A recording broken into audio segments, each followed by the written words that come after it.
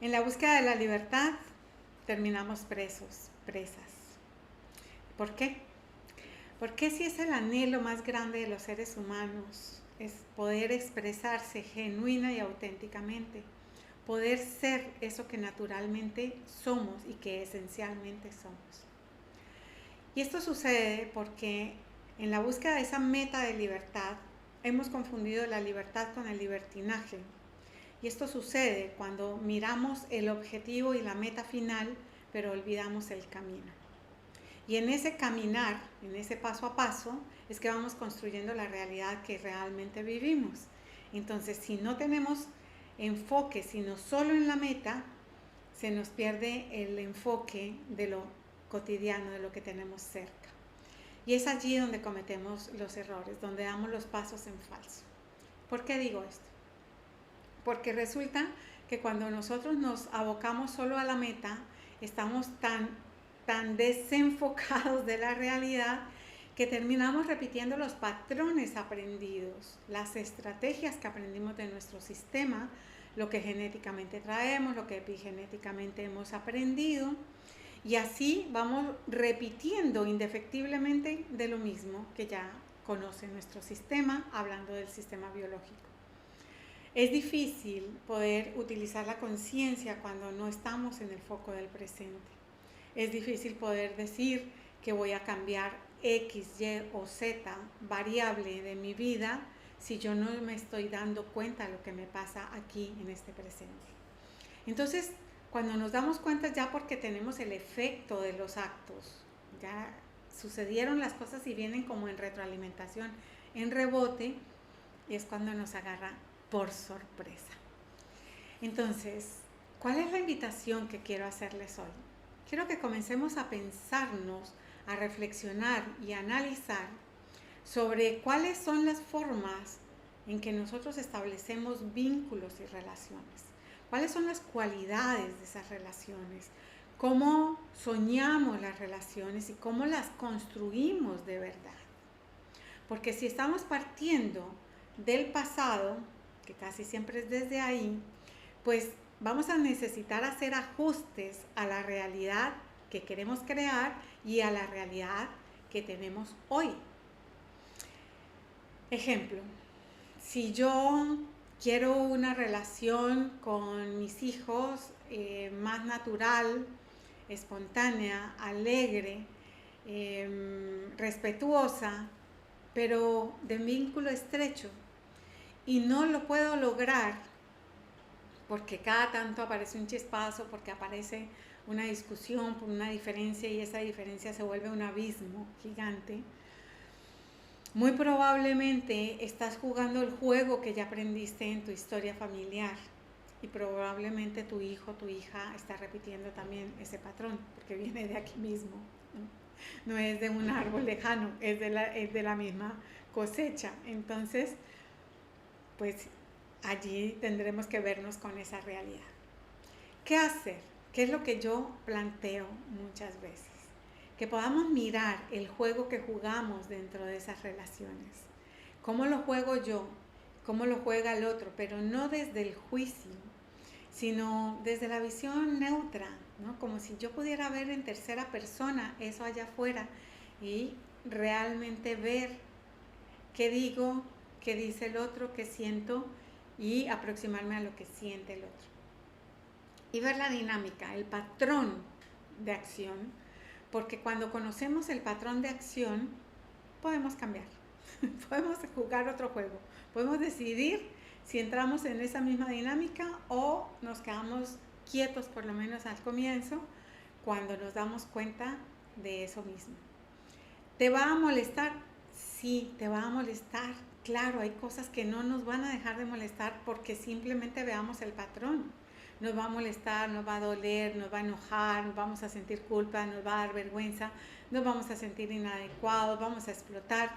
Todas esas cosas que naturalmente nos pasan y que las repetimos porque las repetimos por inconsciencia, por automatización, porque ese es el programa que por defecto tiene nuestro sistema nervioso, nuestro sistema de reacción, de de reacción, porque ni siquiera es de acción. No alcanzamos a accionarlo conscientemente hasta que lo podamos entrenar.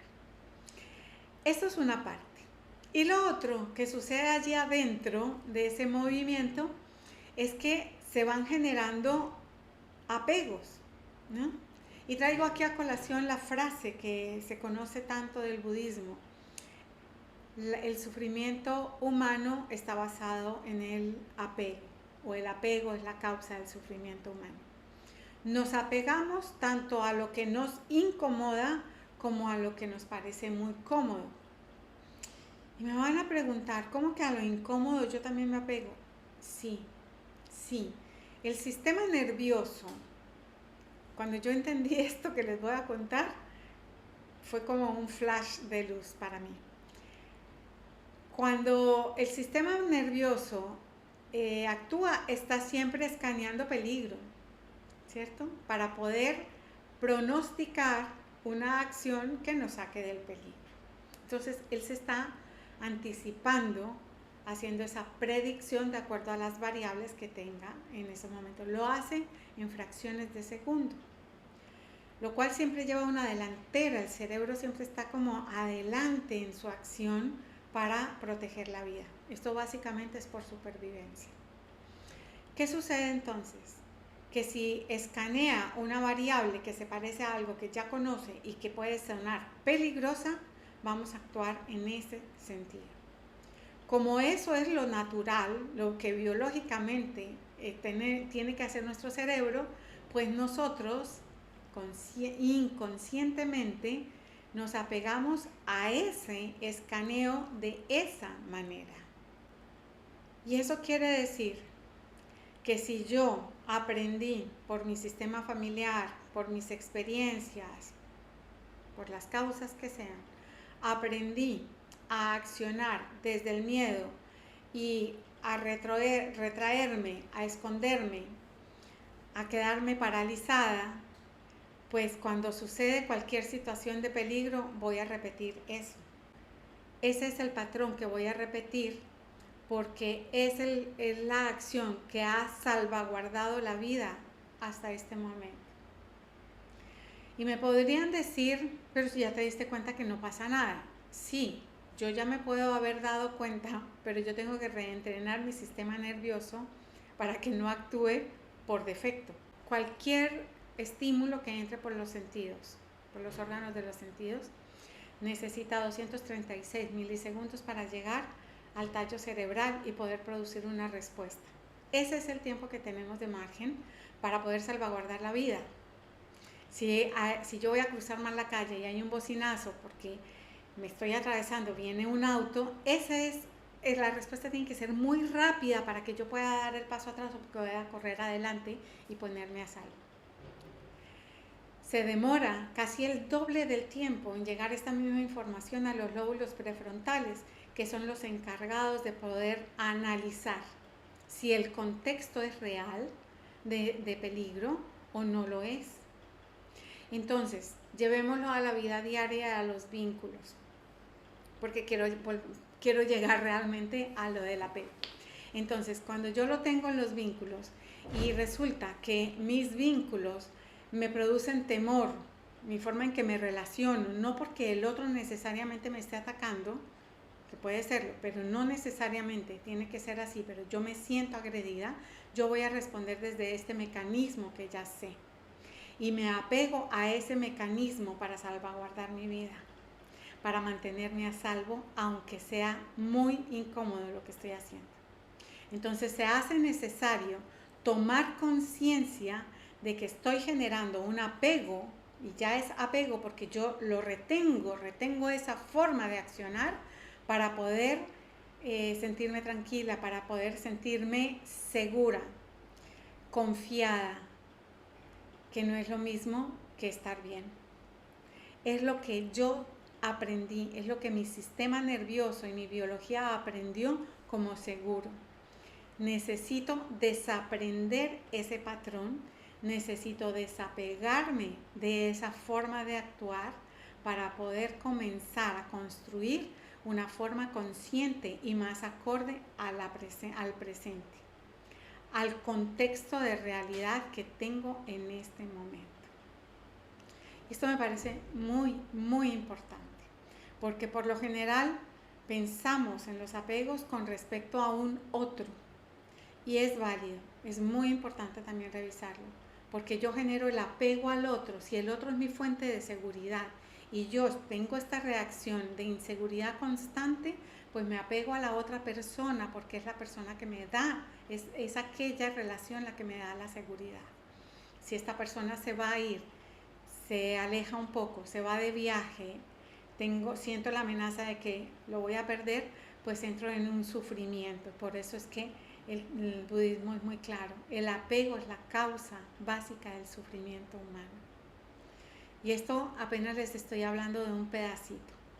Revisen, escudriñen en ustedes, reflexionen sobre cómo son estos mecanismos internos propios, no solo en el afuera, sino dentro de ustedes, que les está llevando a un estado de dependencia, de inquietud, de no serenidad, no paz, y que los lleva al sufrimiento, una necesidad y el anhelo de mantener un vínculo con algo, con alguien, con una situación, con un proyecto, con una persona, con una relación, con un lugar que no los deja ser libres.